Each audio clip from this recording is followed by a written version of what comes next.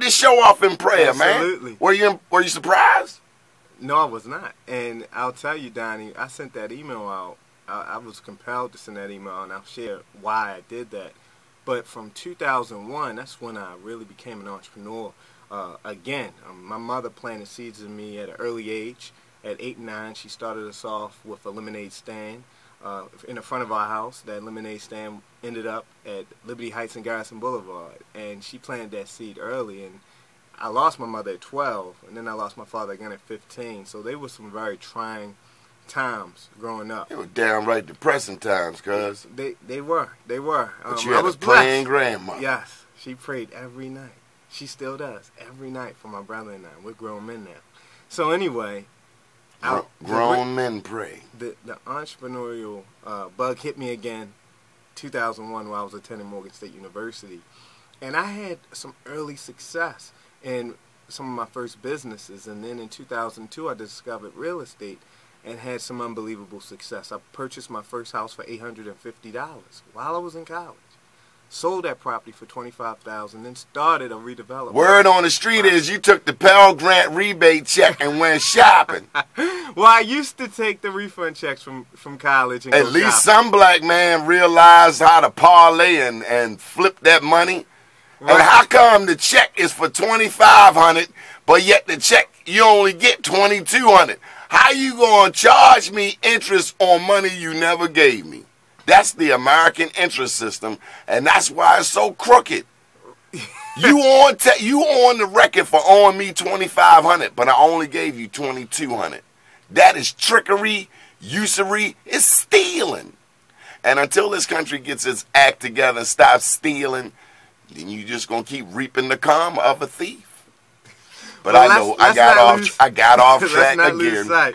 So I was experiencing all this success, Donnie, but not once did I thank God for this success. And I would, have roadblocks step in my way and hurdles, and I would think it was my talents, the knowledge that I've obtained from mentors, from books that I've read. You thought it was about you? Yeah, I thought it was about me. And many times I had the mentality like, I'm just going to make this happen. And so from 2001 to 2008, I had some unbelievable success. Then a recession hit, the housing recession. 2008, the housing market crashed. And he started to get my attention, but I still didn't run to him yet. I still didn't thank him for all he had done those previous 7 years. And then 2010 hit. This month. Today, what's today, March 26th? 3 years ago, I was in the intensive care unit. Baltimore, we're talking with Marcel Umphery. He's speaking about his life. He's speaking about his career. He's sharing some knowledge that he has gained on how to change one's future, one's career, one's city, one's community, one's house. One house at a time. Marcel Umphery, how can people get in touch with you?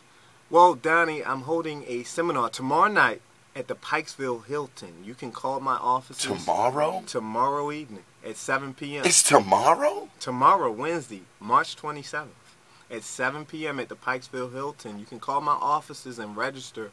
Seating is very limited. You have to call 1-800-919-6888.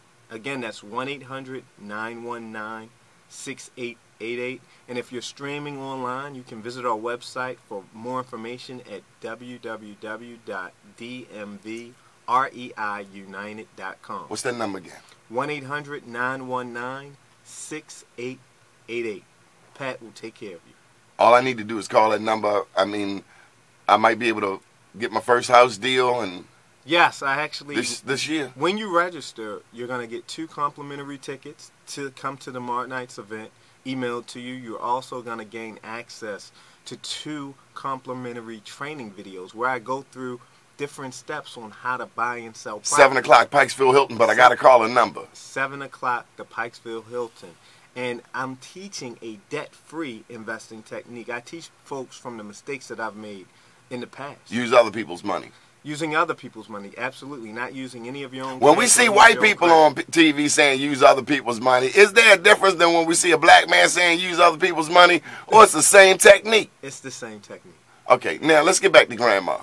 3 years ago. Right. Well, God, yes. God has a way of humbling us. Oh yeah. The grandma can pray and pray and pray, but she can't stop that whipping God got planned for you. Absolutely. And you talked earlier about, being a former athlete, and I actually played basketball. You say you're an athlete. I ain't never seen you hit a layup, bud. All right, but you used to play with Carmelo. Yeah, that's all you need to know. Wink. Anyway, I thought I was in the house for 3 days. Our office is right there on Baltimore National Park. I was in the office for 3 days. I was in the house for 3 days thinking I pulled a muscle in my leg. And because you couldn't move? I could move, but it felt like a pulled muscle. And on that third day, I woke up. I could barely walk, Donnie. I could barely walk. And I called my doctor at Johns Hopkins, and he said, Marcel, go to the hospital immediately. So I drove all the way out to White Marsh, to Johns Hopkins. They have a campus out in White Marsh. And when I got there, they did not have a doctor there to see me. So a physician's assistant saw me. And I explained to him that I had moved some. We had a flood like in 2000, flash flood back in 2010. I went over to my grandmother's to move all of this furniture out of her basement from the water damage. And I thought that's when I had pulled that muscle. So I explained to that physician assistant, what had happened. And he said, well, it seems like you may have pulled a muscle, but I just want to make sure there's nothing else going on here. We need to run some other tests. If he would have let me leave, I wouldn't be here speaking to you. So he ran these tests on me. I forgot what they did. They did sonogram, I believe. They found blood clots in my legs. They sent me right over to the local hospital. Thank God for the physician's assistant that was Absolutely. on point. And his name People was talk smack about the physician's assistant. Oh, you ain't really a doctor. Right. He saved my life. Physician's assistant saved his life. And it was God. So this is what Ain't happened. no question it was God. This is what happened. You thought it was student loan people? I went over to the hospital. They did an MRI, I believe. They found the clots in my lungs.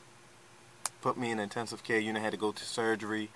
And, But that was 3 years ago. That was 3 years ago. As soon as I get out, it's around this time. I was in the hospital 3 years ago today. For 8 days. I remember being in the hospital. The local, the minister, the pastor of the chapel at that hospital came over and prayed with me. And then when I got out, I joined my grandmother's church, Douglas Memorial Church, that's led by Pastor Todd Yerry, on Easter Sunday. And I gave my testimony. And I fell short. I gave myself to the Lord then, but I fell short again, Donnie. And if you received that email, you know exactly what I'm talking about. And you may be able to relate to some of our listeners that in business and in life, sometimes when we're doing great, we tend to forget how we got there. We always run back when we in times of trouble and need.